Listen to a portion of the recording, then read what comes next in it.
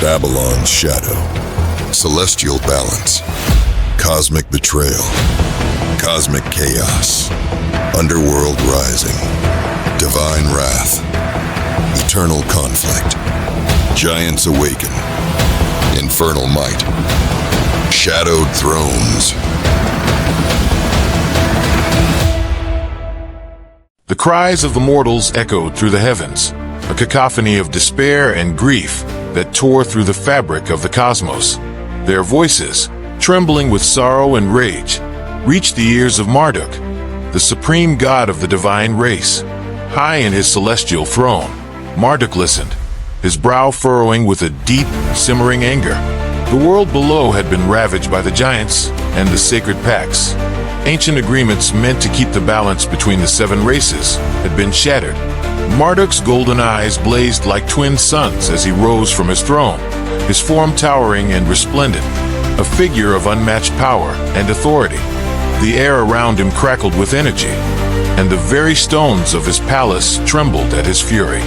The giants had defied the will of the gods, and for that, they would pay dearly. With a wave of his hand, Marduk summoned his fellow deities to the Hall of Eternal Judgment, a place where the gods gathered to make decisions that would shape the fate of the world. The call reverberated through the heavens, a command that could not be ignored.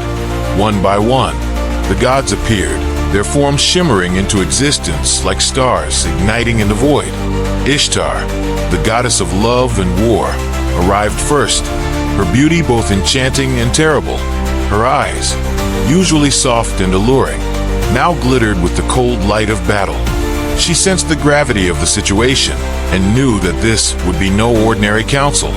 Enlil, the god of storms and wind, followed, his presence marked by the low rumble of thunder and the howling of distant gales. Enlil's face was stern, his lips pressed into a thin line as he took his place beside Ishtar. Next came Enki, the god of wisdom and water, his form fluid and ever-changing, like a river that flows through the ages. His eyes were deep pools of knowledge, reflecting the ancient secrets of the universe. Enki's expression was calm, but there was an undercurrent of concern in his gaze as he regarded Marduk's thunderous countenance. Nabu, the god of writing and wisdom, entered with a scroll in hand, his brow furrowed in contemplation. He was followed by Shamash, the god of the sun and justice, who radiated a warmth that contrasted sharply with the tension in the air. Sin, the god of the moon, moved like a shadow beside Shamash, his pale light a cool counterpoint to the sun's brilliance. Tiamat, the goddess of wrath and the primordial seas, arrived last, her entrance heralded by the roar of waves and the deep, guttural sounds of the ocean's depths. She was a being of immense power, her form shifting and terrible, her eyes glowing with a dark and ancient fury. As the gods took their places, the Hall of Eternal Judgment fell into a heavy silence, the air thick with anticipation. Marduk stood at the center, his gaze sweeping over the assembled deities. When he spoke, his voice was like the roar of 1,000 storms, commanding and absolute. The giants have violated the sacred pacts, Marduk began, his voice carrying the weight of divine authority. They have attacked the humans, slaughtering them without mercy, and in doing so, they have defied the will of the gods. This cannot stand. A murmur rippled through the hall as the gods exchanged glances, their expressions ranging from anger to concern. It was Enlil who spoke first, his voice low and rumbling like distant thunder. They have grown bold, Enlil said, his eyes narrowing. Perhaps they believe that the pacts no longer bind them. They must be reminded of their place. Ishtar nodded in agreement, her gaze fierce. They have forgotten the fear of the gods. We must show them that we are still the rulers of this world, that our wrath is something to be feared. Marduk turned to Enki, the wisest among them. What say you, Enki? What counsel can you offer in this time of crisis? Enki's gaze was steady as he met Marduk's eyes. The giants are powerful, but they are not invincible. However, a direct confrontation could lead to further chaos. We must be strategic in our response. An example must be made, but we must also consider the consequences of our actions. Marduk nodded, his expression thoughtful. You are right, as always, Enki. We must strike, but we must do so in a way that restores order, not deepens the rift between the races. At that moment, a new presence entered the hall, one that commanded attention even among the gods. Anzu, the mighty bird god, strode forward, his wings folded, his beak sharp and gleaming. Anzu was a warrior of renown, known for his ferocity in battle and his unwavering loyalty to the divine race. Marduk's gaze fell upon Anzu, and he addressed him with a voice that brooked no disobedience. Anzu, you are our greatest warrior. You shall lead the army of the divine race against the giants. Teach them a lesson they will never forget. Drive them back to their mountains, and remind them of the consequences of defying the gods. Anzu bowed deeply, his wings brushing the ground. As you command, Marduk. I will gather our forces and prepare for the attack. The giants will tremble before the might of the divine race. Satisfied, Marduk turned his attention back to the council. This meeting is adjourned. We will strike at dawn. With that, the gods began to disperse, their forms dissolving into mist and light as they returned to their respective domains. But as Anzu left the hall, a shadow passed over his heart. He had never feared battle, but something about this task felt different, an unease he could not shake. Still, he pushed the feeling aside, focusing instead on the coming conflict. The night before the battle. The night was heavy with anticipation, the stars hanging low in the sky as if they, too, were watching the events unfold. In the heart of the divine city of Eridu, Anzu gathered the celestial legions, their armor gleaming in the pale light of the moon.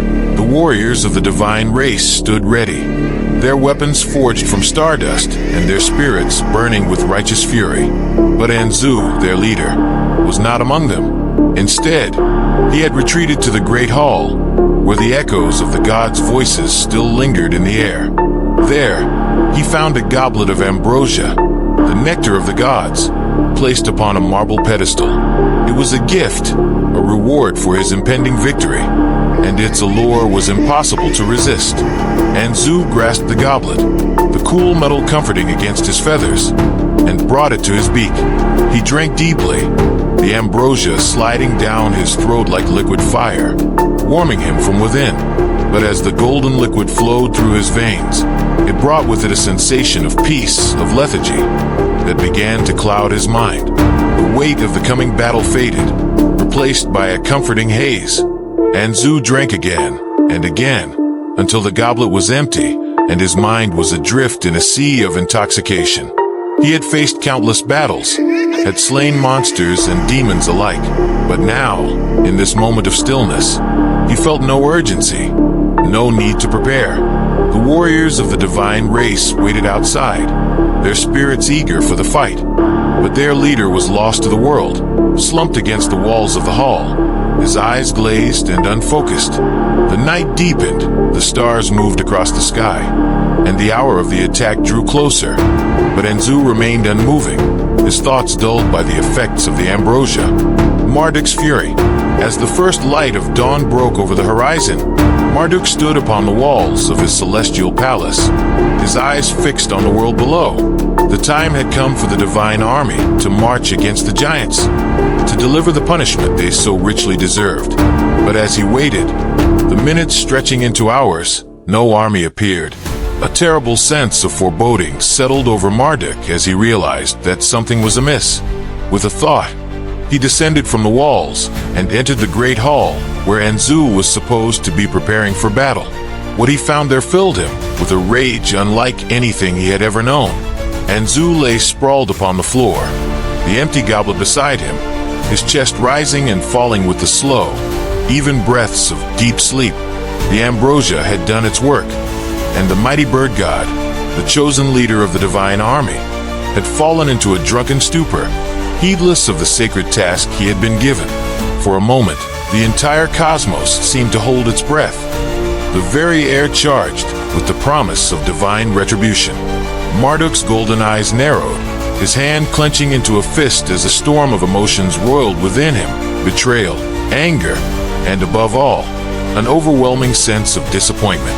Anzu, Marduk's voice thundered through the hall, reverberating off the marble walls with a force that shook the very foundations of the palace. The sound was enough to rouse Anzu from his stupor, and he blinked up at Marduk, confusion and fear clouding his gaze. Marduk, Anzu stammered, his wings trembling as he struggled to rise. I can explain. Silence. Marduk's voice cut through Anzu's feeble attempts at explanation. You have betrayed the trust of the gods, Anzu. You were given a sacred task, and you have failed. Because of you, the giants will go unpunished, their crimes unanswered. This is an unforgivable act of disobedience. Anzu's eyes widened in horror as he realized the full extent of his transgression. Please, Marduk, have mercy. I was overcome by the ambrosia. It was a moment of weakness, but I can still lead the army. Give me another chance, and I will. Enough! Marduk's voice was cold as the void, his expression as hard as stone. You had your chance, and you squandered it. There will be no mercy for traitors. At that moment, the other gods, sensing the disturbance, materialized within the hall, their expressions a mixture of shock and concern as they took in the scene before them. Ishtar, Enlil, Enki, and the others stood in a loose circle around Marduk and Anzu, their eyes flickering with uncertainty. Marduk, Enki began, his voice calm and measured. We understand your anger, but perhaps there is a way to resolve this without resorting to extreme measures. Anzu made a mistake, yes, but he is still one of us. Let us not be hasty. But Marduk was beyond reason. His wrath was a force of nature, unstoppable and all-consuming. He has betrayed us, Enki. He has betrayed the divine race. And for that, he must pay the ultimate price. Before anyone could intervene, Marduk raised his hand, and from his palm erupted a bolt of lightning, brighter than the sun and hotter than the core of a star. It struck Anzu with a deafening crack, the force of the impact sending the bird god crashing to the ground. Anzu let out a piercing cry as the lightning coursed through his body, his feathers burning, his flesh searing. The hall was filled with the smell of ozone and charred flesh, and the other gods recoiled in shock at the suddenness and brutality of Marduk's action. Anzu, Tiamat's voice rang out, filled with anguish as she rushed forward, her wrathful form trembling with a mixture of fury and despair. She knelt beside her brother, her eyes burning with tears as she cradled his charred body in her arms. Marduk stood over them, his expression unyielding, his eyes still ablaze with fury. This is the fate of all who defy the will of the gods, he declared, his voice echoing through the hall like the final toll of a bell. Let this be a lesson to any who would betray us. But Tiamat was not cowed by his words. She looked up at Marduk, her eyes filled with a hatred so deep it seemed to reach into the very core of her being. You have gone too far, Marduk, she hissed, her voice trembling with barely restrained rage. Anzu was my brother, and you have slain him without mercy, without giving him a chance to atone. This is unforgivable. Marduk's gaze hardened as he met Tiamat's eyes. He brought this upon himself. You know the consequences of defying the divine order. But Tiamat shook her head, her grief transforming into a seething fury that threatened to engulf her entirely. You will regret this, Marduk. You may be the supreme god, but even you are not beyond retribution. You have made an enemy today, and I swear on the primordial seas, you will pay for what you have done. The other gods watched in tense silence, their eyes flicking between Marduk and Tiamat, unsure of what would happen next. They could feel the tension in the air, a palpable force that crackled with the potential for violence. It was Enlil who finally stepped forward, his voice calm but firm. Tiamat, we understand your grief, but this is not the way. Anzu's death is a tragedy, but let us not compound it with further bloodshed. We must find a way to move forward, to heal the rift that has been created. Ishtar nodded in agreement, her gaze softening as she looked at Tiamat. Your pain is great, sister, but remember that we are all bound by the same laws. Anzu's actions endangered the balance, and while Marduk's response was harsh, it was not without cause. Tiamat's eyes flicked towards Ishtar, her expression still hard with anger, but there was a flicker of something else in her gaze, a deep, profound sadness that seemed to dull the edge of her fury. "Perhaps you are right," Tiamat said slowly, her voice thick with emotion. "But I cannot forgive this. Not now. Not ever." With that, Tiamat rose to her full height, her form towering and terrible as she lifted her brother's body in her arms. Without another word, she turned and walked away from the hall, her footsteps echoing through the silence like the tolling of a distant bell. The other gods watched her go, their expressions a mixture of sorrow and resignation. When she had gone, Marduk turned to the remaining gods, his expression once again calm, though there was a lingering darkness in his gaze. "The giants will still face our wrath," he said, his voice steady. "And Zeus' failure does not change that. We will find another to lead our forces, and the pacts will be enforced." Enki nodded, though his expression was troubled. "We will do what must be done, Marduk. But remember, the bonds between us are fragile. Let us tread carefully, lest we fracture them beyond repair." Marduk inclined his head in acknowledgement, though his eyes remained distant, fixed on some unseen point in the heavens. "So be it," he said quietly. "The balance must be maintained, no matter the cost." And with that, the gods departed, leaving Marduk alone in the great hall, his thoughts as turbulent as the storm that raged outside. The world had changed that day, the divine order shaken by the events that had unfolded. The giants would be punished, the pacts would be upheld, but the wounds left by Anzu's death would not soon heal. High above, in the vast expanse of the heavens, the stars dimmed, as if mourning the loss of one of their own.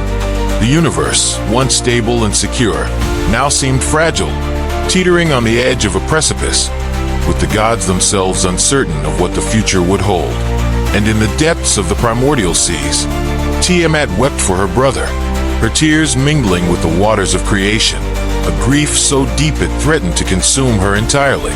But beneath that grief, there was a growing darkness, a seed of hatred that would one day grow into something terrible, something that would challenge the very foundations of the world. For the gods, the war with the giants was only the beginning.